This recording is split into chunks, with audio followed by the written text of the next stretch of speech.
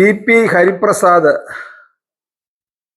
എന്ന ഒരു പാസ്റ്റർ, അദ്ദേഹത്തിൻ്റെ വിളിപ്പേര് നമ്പൂതിരി പാസ്റ്റർ എന്നാണ്. അദ്ദേഹത്തെ പോലീസ് അറസ്റ്റ് ചെയ്തിരിക്കുന്നു. ലക്ഷക്കണക്കിന് രൂപ ആളുകളുടെ കയ്യിൽ നിന്നും കബളിപ്പിച്ച് വാങ്ങിയെന്നാണ് അദ്ദേഹത്തെക്കുറിച്ചുള്ള ആരോപണം. കൂടാതെ അദ്ദേഹത്തെ കൊല്ലത്ത് നിന്ന് അറസ്റ്റ് ചെയ്യുമ്പോൾ കൂടെ ഒരു സ്ത്രീയും ഉണ്ടായിരുന്നു എന്ന് പറയപ്പെടുന്നു. അദ്ദേഹത്തിന് ഭാര്യയും കുഞ്ഞുങ്ങളും ഉണ്ടോ എന്ന് ഒന്നും നമുക്ക് അറിഞ്ഞുകൂടാ. ഇദ്ദേഹം പാസ്റ്ററായിട്ട് സ്വയം പ്രഖ്യാപിച്ച് നടക്കുന്ന ഒരു പാസ്റ്ററാണ്. അപ്പം ഞാൻ പാസ്റ്ററാണെന്ന് 10 പേരോടങ്ങ് പറഞ്ഞു കഴിഞ്ഞാൽ പിന്നെ എന്ത് ചെയ്യും? പാസ്റ്റർ എന്ന് എല്ലാവരും അങ്ങ് വിളിച്ചു പോകും. പ്രത്യേകിച്ച് പെന്തിക്കോസ് സമൂഹങ്ങളിൽ അങ്ങനെ ഒരു കുഴപ്പമുണ്ട്.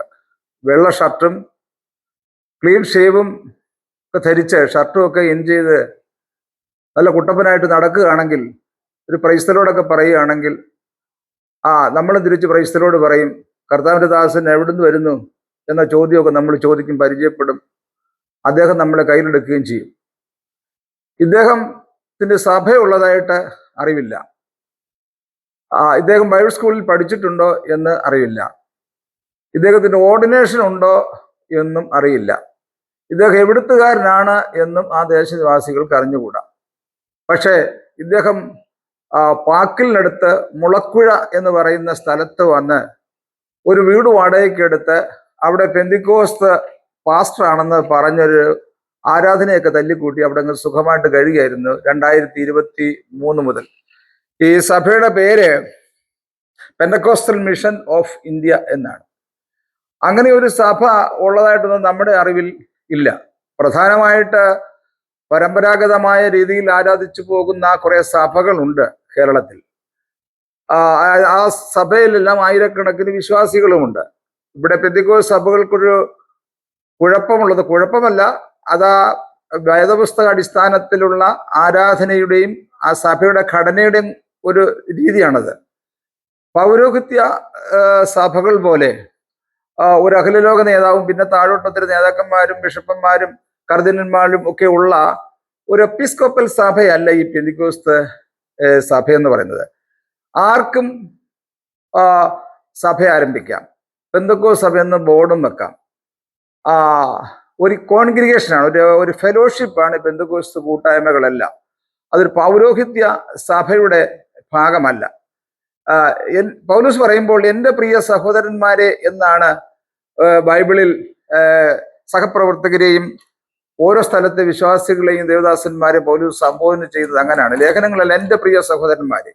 അങ്ങനെ വരുമ്പോൾ പുതിയ നിയമ ക്രൈസ്തവ സഭ ബ്രദർഹുഡിലാണ് നിൽക്കുന്നത്, സാഹോദര്യത്തിലാണ് നിൽക്കുന്നത്. അതാണ് അതിൻ്റെ ശരിയും. അതുകൊണ്ട് കൊച്ചു കൊച്ചു കൊച്ചു കൂട്ടായ്മകൾ, ഒരു ഏകലോക നേതാവും വണങ്ങാനും കുമ്പിടാനും കൈമുത്താനും ഉള്ള സംവിധാനവും ഒന്നും പെന്തിക്കോസ് ഇല്ലാത്തത് കൊണ്ട് ആർക്കും എവിടെയും സഭ തുടങ്ങാം. സഭ ബോർഡും വെക്കാം, രജിസ്റ്റർ ചെയ്യാം. വിശ്വാസികൾ കാണണമെന്നില്ല. പക്ഷേങ്കിൽ ഇങ്ങനെയുള്ള ഏക അംഗ സഭ നേതാക്കന്മാർ, വിശ്വാസികളില്ലാത്ത പാസ്റ്റർമാർ എന്നും മറ്റ് പെന്തിക്കോസ് സഭകൾക്ക് തലവേദന സൃഷ്ടിച്ചിട്ടുണ്ട് എന്നുള്ളത് സത്യമാണ്. ഉദാഹരണമായി കേരളത്തിലെ പ്രമുഖരായ 8-9 സഭകളുണ്ട്. വ്യവസ്ഥാപിതമായി ബൈബിൾ സത്യങ്ങളനുസരിച്ച് ആരാധിക്കുന്നവരും ഗവൺമെന്റ് റൂൾസ് അനുസരിച്ച് രജിസ്റ്റർ ചെയ്തു പോകുന്ന സംഘടനകളുമാണ് അതൊക്കെ. ഒന്ന് IPC, ഇന്ത്യ പെന്തക്കോസ്ത് ദൈവസഭ, TPM, the Pentecost mission, assemblies of God, AG, Sharon, new India church of God, new India Bible church, WME തുടങ്ങിയ സഭകൾ. പ്രധാനപ്പെട്ട സഭകളെല്ലാം വന്നു എന്ന് എനിക്ക് തോന്നുന്നില്ല, വിട്ടുപോയെന്ന് എനിക്ക് അറിഞ്ഞുകൂടാ. ഷാരോൻ ഫെലോഷിപ്പ്, ഇതെല്ലാം തന്നെ ആയിരക്കണക്കിന് വിശ്വാസികളുള്ള വേദപുസ്തക അടിസ്ഥാനത്തിൽ ആരാധിച്ചു പോകുന്ന ഉപദേശങ്ങൾ കാത്തു സൂക്ഷിക്കുന്ന സഭകളാണ് ഇതൊക്കെ. ഇതിനകത്ത് ഈ സഭകളിലെല്ലാം പാസ്റ്റർമാരാകണമെങ്കിൽ ചില നിയമങ്ങളൊക്കെ ഉണ്ട്. ഓടിച്ചെന്ന് ഞാൻ ആദ്യം പറഞ്ഞതുപോലെ ക്ലീൻ ഷേവും ചെയ്ത് വെള്ള ഷർട്ട് ഇട്ട് ടൈയും കെട്ടി കോട്ട് വിട്ടാലൊന്നും അവിടെ പാസ്റ്റർ ആകുകയില്ല. ബൈബിൾ സ്കൂളിൽ പഠിക്കണം. ഒരു 2 വർഷം 3 വർഷം 4 വർഷം 5 വർഷമൊക്കെ ഉള്ള കോഴ്സുകളുണ്ട്. ആ കോഴ്സുകൾ പഠിക്കണം. ഒരു സുവിശേഷകനായി എവിടെയെങ്കിലും പ്രവർത്തിച്ച് കഴിവ് തെളിയിക്കണം. എന്നിട്ടാണ് പിന്നെ ഓർഡിനേഷൻ, കൈവെപ്പ് ശുശ്രൂഷ കിട്ടുന്നത്. അതിനുശേഷമാണ് സഭയുടെ ചാർജ് എടുക്കുന്നത്. സുവിശേഷകനായിരിക്കുമ്പോൾ തന്നെ ചാർജ് എടുക്കാറുണ്ട്. എന്നാലും സഭയുടെ പരിപാലനം, സഭയുടെ വളർച്ച, മാതൃകാപരമായ ജീവിതം, കുടുംബജീവിതം ഇതെല്ലാം കണ്ടിട്ട് യോഗ്യനാന്ന് കണ്ടറിഞ്ഞാണ് അദ്ദേഹത്തിന് ഓർഡിനേഷൻ കൊടുത്ത് സ്ഥിരമായ ഒരു സഭയുടെ ശുശ്രൂഷകനായിട്ട് മാറ്റുന്നത്. അപ്പൊ ഞാൻ പറഞ്ഞു വന്നത്, അങ്ങനെ സിസ്റ്റമാറ്റിക് ആയിട്ടുള്ള ഒരു ബൈബിൾ സ്റ്റഡിയും ഒരു അഡ്മിനിസ്ട്രേഷൻ രീതിയും ഒരു ഓർഡിനേഷൻ സംവിധാനവും ചിട്ടയായ ഒരു പോക്കും കുടുംബജീവിതം ഭദ്രമായിരിക്കും, ഇതെല്ലാം കൂടെ ഉള്ള ഒരാളെയാണ് പാസ്റ്ററായി അവരോധിക്കുന്നത് ഈ മേജർ ചർച്ചുകളെല്ലാം. പക്ഷേ ഇത് ഞാൻ ആദ്യം പറഞ്ഞതുപോലെ ഇതൊരു എപ്പിസ്കോപ്പൽ സഭയല്ലാത്തത് കൊണ്ട് വാളെടുക്കുന്നവർക്കെല്ലാം വെളിച്ചപ്പാടാകാം എന്നുള്ളത് കൊണ്ട് എനിക്ക് നാളെ സഭ ഉണ്ടാക്കാം. ഒരു ബോർഡ്, കാലടി ബന്ധുക്കോസ് ദേവസഭ എന്ന് പറയും, എനിക്ക് ഒരു ബോർഡ് ഉണ്ടാക്കാം. ഒരു കോൺസ്റ്റിറ്റ്യൂഷൻ എഴുതിയൊരു കുറെ ഭരണകർത്താക്കളായത് ഭരണസമിതിയിലുള്ള ആളുകളുടെ ലിസ്റ്റ് എല്ലാം കൂടെ കൊടുത്താൽ എനിക്കൊരു സൊസൈറ്റി രജിസ്റ്റർ ചെയ്യാം. ഞാനും പാസ്റ്ററാണ്, ചിലപ്പോൾ ഒരു 10 പേര് എൻ്റെ കൂടെ വന്നെന്ന് വരാം. ഇതാണ് ഈ മുളക്കുഴയിൽ ഈ TP ഹരിപ്രസാദ് എന്ന നമ്പൂതിരി പാസ്റ്റർ സംഭവിച്ചിരിക്കുന്നത്. ഇദ്ദേഹം ബൈബിൾ സ്കൂളിൽ പഠിച്ചതായിട്ടോ ഞാൻ ആദ്യം പറഞ്ഞതുപോലെ യാതൊരു വിവരവും അദ്ദേഹത്തെ കുറിച്ച് നമുക്കില്ല. പക്ഷേ അദ്ദേഹം പാസ്റ്റർ എന്നാണ് ഇപ്പോൾ അറിയപ്പെടുന്നത്. ലോകമെമ്പാടും അറിയപ്പെട്ടിരിക്കുന്നത് ഒരു പാസ്റ്ററെ അറസ്റ്റ് ചെയ്തെന്നാണ്, ഒരു പാസ്റ്റർ പെണ്ണുപിടിയൻ എന്നാണ്, പാസ്റ്റർ നാട്ടുകാരെ കബളിപ്പിച്ചു എന്നാണ്. വാസ്തവത്തിൽ ഈ നല്ല രീതിയിൽ പ്രവർത്തിക്കുന്ന ഇവിടുത്തെ പ്രധാനപ്പെട്ട പെന്തക്കോസ്ത് സഭകൾക്കെല്ലാം ഇങ്ങനെയുള്ളവന്മാർ വളരെ നാണക്കേട് വരുത്തി വെക്കുന്നു എന്ന് ഈ സമയത്ത് എനിക്ക് പറയേണ്ടി വരികയാണ്. ഇവിടെ വിശ്വാസികൾ ചെയ്യേണ്ട ചില കാര്യങ്ങളുണ്ട്. ഒരുവൻ എവിടെയെങ്കിലും വന്ന് ഒരു ബോർഡ് വെച്ച് ഒരു സഭ ആരംഭിച്ചാൽ അവിടെ ഓടിച്ചെന്ന് അദ്ദേഹത്തിന്റെ കൂടെ ആരാധനയ്ക്ക് പങ്കെടുക്കരുത്. അത് നമ്പൂരി എന്നോ നായരെന്നോ മേനോനെന്നോ അല്ല മുഹമ്മദ് എന്നോ അല്ലെങ്കിൽ ഞാൻ ഇന്ന അച്ഛന്റെ കുടുംബത്തിൽപ്പെട്ട ആളാണ്, ഞാനും ഒരു അച്ഛനായിരുന്നു, കുപ്പായ ഊരി ഇങ്ങോട്ട് വന്നതെന്നൊക്കെ പറഞ്ഞു കഴിയുമ്പോൾ നമുക്കൊരു ആവേശം ഉണ്ടാകുകയാണ്. വരാൻ സാധ്യതയില്ലാത്ത ഒരു മേഖലയിൽ നിന്നും ഒരാൾ വിശ്വാസത്തിൽ വന്നിരിക്കുന്നു, അപ്പോൾ അദ്ദേഹത്തോട് നമ്മൾ അടുക്കും, നമുക്ക് ബഹുമാനം കൂടും, അദ്ദേഹത്തെ നമ്മൾ പാസ്റ്റർ എന്ന് സംബോധന ചെയ്യും. വാസ്തവത്തിൽ യാതൊരു ബന്ധവും അദ്ദേഹത്തിന് ഈ പാസ്റ്ററുമായിട്ടോ സഭയായിട്ടോ ബൈബിളായിട്ടോ ഉണ്ടാകില്ല. ഇത് ഒന്നാം തരം ഒരു പുതിയ രീതിയിലുള്ള ഒരു തട്ടിപ്പിന്റെ ഭാഗമാണിത്. പൂജാരിമാരായി നടക്കുന്നവരും തട്ടിപ്പ് നടത്തുന്നുണ്ട്, രോഗസൗഖ്യം കൊടുക്കുന്നുണ്ട്, അവര് പൂജാതി കർമ്മങ്ങൾ നടത്തി സന്താന സൗഭാഗ്യം കിട്ടും, അത് കിട്ടും, അനുഗ്രഹം കിട്ടും, മറ്റേത് കിട്ടും, മറിച്ചത് കിട്ടും, വീടിന്റെ മൂലയിലെല്ലാം തകിട് കുഴിച്ചിട്ടിട്ടു എന്നൊക്കെ പറഞ്ഞ് ഇവരും കപട പരിപാടിയാണ് നടത്തുന്നത്. അതും ഹൈന്ദവ മതത്തിനും അവിടെ മര്യാദയ്ക്ക് അമ്പല പൂജാതി കാര്യങ്ങളൊക്കെ നടത്തി പോകുന്ന സാധാരണ വിശ്വാസികളെ സംബന്ധിച്ചിടത്തോളം അവർക്കും ഇത് വരെയാണ് ഈ കപട സന്യാസിമാരും കപട പൂജാരിമാരും. മുസ്ലിമിന്റെ ഇടയിൽ ഇങ്ങനെ നടക്കുന്ന വ്യാജന്മാരായ മന്ത്രവാദികളുണ്ട്. അപ്പൊ ഇതെല്ലാം മതത്തിന്റെ പേര് പറഞ്ഞ് മതത്തിന്റെ ചട്ടക്കൂട്ടിൽ നിന്നുകൊണ്ട് പണം കക്കാനും പെണ്ണുപിടിക്കാനുമുള്ള ഒരു മാർഗമായിട്ട് മാറിയിരിക്കുകയാണ്. അതിൽ പെന്തക്കോസ്ത് സഭകൾ അകപ്പെട്ടു പോകുന്നു എന്നുള്ളതിൽ ദുഃഖമുണ്ട്. പക്ഷെ അകപ്പെടാതിരിക്കാൻ പറ്റില്ല, കാരണം ആർക്കും സഭ ഉണ്ടാക്കാമല്ലോ. ഞാൻ പറഞ്ഞല്ലോ, ഇതൊരു പൗരോഹിത്യ സഭയല്ലല്ലോ, ഒരു ഇടവകയുടെ കീഴിൽ നിൽക്കുന്ന സഭയല്ലല്ലോ, ഒരു രൂപത ഇതിനില്ലല്ലോ, ഇതിന് കർദിനാൾമാരും ബിഷപ്പന്മാരും ഇല്ലാത്തത് കൊണ്ട് ആർക്കും ബോർഡ് വെച്ച് ഒരു സഭയുടെ പേരും വെച്ച് സ്വയം പാസ്റ്ററായിട്ട് ഇരുന്നിട്ട് വേഷവും അണിഞ്ഞങ്ങ് നടന്നു കഴിഞ്ഞാൽ പാസ്റ്റർമാർ, ഇതാണ് നമുക്ക് പറ്റിയിരിക്കുന്ന ഏറ്റവും വലിയ ഒരബദ്ധം. ഇതിൽ പെന്തക്കോസ്ത് സഭകൾ ഉൾപ്പെട്ടു പോകും. ഈ പേരുദൂഷത്തിൽ മുഖ്യധാര പെന്തക്കോസ്ത് സഭകൾ അകപ്പെട്ടിരിക്കുന്നു, അകപ്പെട്ട് ഇനിയും പോകും. ഇതിന് പരിഹാരം ഒരിക്കലും ഉണ്ടാകാനായിട്ട് പോകുന്നില്ല. എന്തെങ്കിലും പരിഹാരം ഉണ്ടോ എന്ന് പെന്തക്കോസ്ത് നേതാക്കന്മാർ ഒന്ന് ചിന്തിച്ചാൽ നല്ലതാണ്. ഞാനിത് പറയുമ്പോഴും അവരിത് കേട്ടാൽ പോലും ഇത് ശ്രദ്ധിക്കാതെ അവർ വിടുകയാണ് പെന്തക്കോസ്ത് ലീഡേഴ്സിന്റെ പരിപാടി. അവരെ സംബന്ധിച്ചിടത്തോളം അവർക്ക് സഭയുടെ പൊതുവായ കാര്യങ്ങളെ കുറിച്ചൊന്നും ശ്രദ്ധയൊന്നുമില്ല. അവർക്ക് മാസയോഗത്തിന് പ്രസംഗിക്കണം, കുഞ്ഞുങ്ങളെ പ്രതിഷ്ഠിക്കാൻ പോകണം, കല്യാണം നടത്തണം, ശവം ഉണ്ടെങ്കിൽ എവിടെയെങ്കിലും പോയി കുഴിച്ചിടണം, കിട്ടുകയാണെങ്കിൽ വണ്ടിക്കൂലി കിട്ടിയാൽ മേടിക്കും, ചിലർ മേടിക്കുകയില്ല. ഇങ്ങനെയുള്ളതാണ് പെന്തക്കോസ്ത് ലീഡേഴ്സിന്റെ സ്വഭാവം. അവർക്ക് സഭയെ നാറ്റിക്കുന്ന, സഭയെ ബാധിക്കുന്ന പൊതുവെയുള്ള രാഷ്ട്രീയ സാമൂഹ്യ പ്രശ്നങ്ങൾ ഇടപെടാനോ അതിന് പരിഹാരം ഉണ്ടാക്കാനോ ചർച്ച ചെയ്യാനോ മീഡിയാസിനെ അറിയിക്കാനോ ഉള്ള ബാധ്യതയൊന്നും പെന്തക്കോസ്ത് നേതാക്കന്മാർക്ക്, അവർക്ക് ഇതിനൊന്നും നേരവുമില്ല. പക്ഷേ നമുക്ക് കേൾക്കേണ്ടി വരുന്ന നാണക്കേട് അതിഭീകരമാണെന്ന് മനസ്സിലാക്കി എന്തെങ്കിലും കാര്യങ്ങൾ ചെയ്യാമെങ്കിൽ എൻ്റെ പൊന്നു പാസ്റ്റർമാരെ നിങ്ങൾ ചെയ്യേ. നേതാക്കന്മാരോടാണ് ഈ പറയുന്നത്. PCA 14-ാം തീയതി സമ്മേളനം വിളിച്ചു കൂട്ടിയിട്ടുള്ളത് കേൾക്കുന്നു.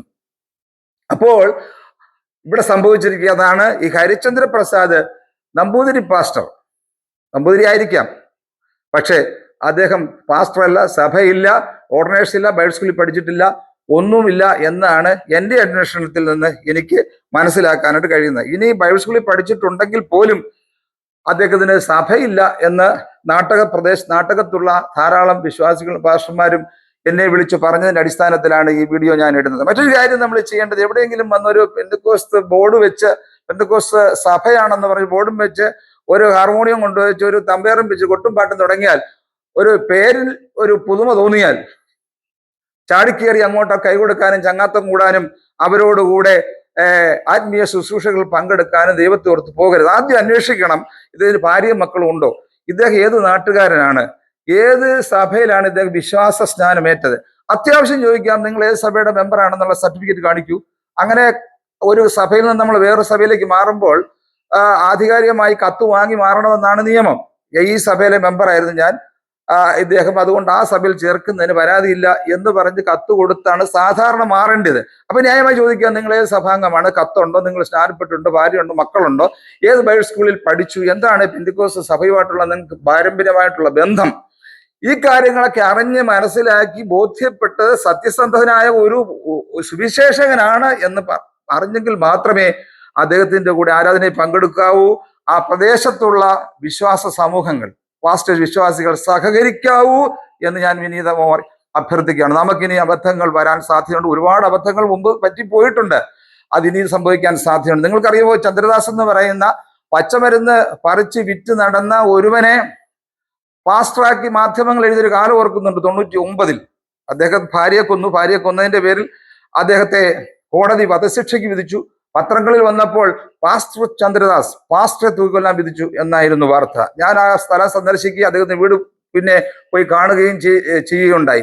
ക്രൈസ്തവ ചിന്തയിൽ ഒരു വിവരണം ഞാൻ എന്റെ സത്യസന്ധമായ രീതിയിൽ എഴുതുകയും ചെയ്തു. പോലീസ് FIR ഇട്ടപ്പോൾ പാസ്റ്റർ എന്ന് പ്രയോഗിച്ചത് കൊണ്ട് മാധ്യമങ്ങൾ അങ്ങനെ ഇട്ടു.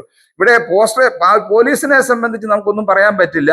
കാരണം അവർക്ക് പറയും, നീ ആരാ, ഞാൻ പാസ്റ്റർ ഹരിചന്ദ്രദാസ്, അല്ല ഞാൻ ഹരിപ്രസാദ് നമ്പൂതിരി പാസ്റ്റർ എന്ന് തന്നെ വിളിക്കുന്നു. അപ്പൊ അവരത് എഴുതി വെക്കും, അവർ പത്രങ്ങൾക്ക് അത് കൊടുക്കും. പോലീസ് ഇപ്പൊ എന്താ ചെയ്യുന്നത്, പോലീസിന് ഇപ്പം സഭ ഏതാണെന്നോ, നല്ല സഭ ഏതാണെന്നോ, മോശം സഭ ഏതാണെന്നോ, സ്വതന്ത്ര സഭ ഏതാണെന്നോ, ഒറിജിനൽ പാസ്റ്റർ ആണെന്ന് അറിയാനൊന്നും പോലീസുകാർക്ക് സംവിധാനമില്ല.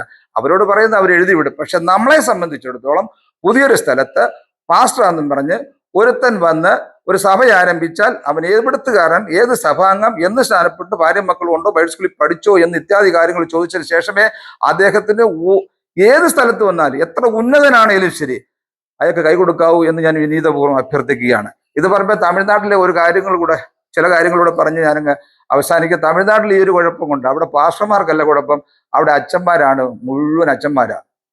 ഇടവകയില്ല, വിശ്വാസികളില്ല, അച്ഛൻപട്ടം കിട്ടിയിട്ടില്ല, ഏതെങ്കിലും സെമിനാരിയിൽ പഠിച്ചോ എന്നും അറിവില്ല. ധാരാളം അച്ഛന്മാർ തമിഴ്നാട്ടിൽ കറങ്ങി അടിച്ച് നടപ്പുണ്ട്. കുപ്പായം ഇട്ട് ഏത് പൊതുവേദികളിൽ മുഖ്യാസനം കിട്ടും, ചില അത്യാവശ്യം പൈസ കിട്ടും, വണക്കം കിട്ടും, അങ്ങനെ നടക്കുന്ന അച്ഛന്മാരുണ്ട്. അച്ഛന്മാർ പോട്ടെ, സ്വയം നടക്കുന്ന ബിഷപ്പുമാരുണ്ട്. ഈ അംശവസ്ത്രങ്ങൾ, ഈ കളർ വസ്ത്രങ്ങളൊക്കെ എല്ലാം കോയമ്പത്തൂർ വാങ്ങാൻ കിട്ടും. 150 രൂപ കൊടുത്താൽ ഈ വളഞ്ഞിരിക്കുന്ന വടി കൈ പിടിക്കാൻ കിട്ടും.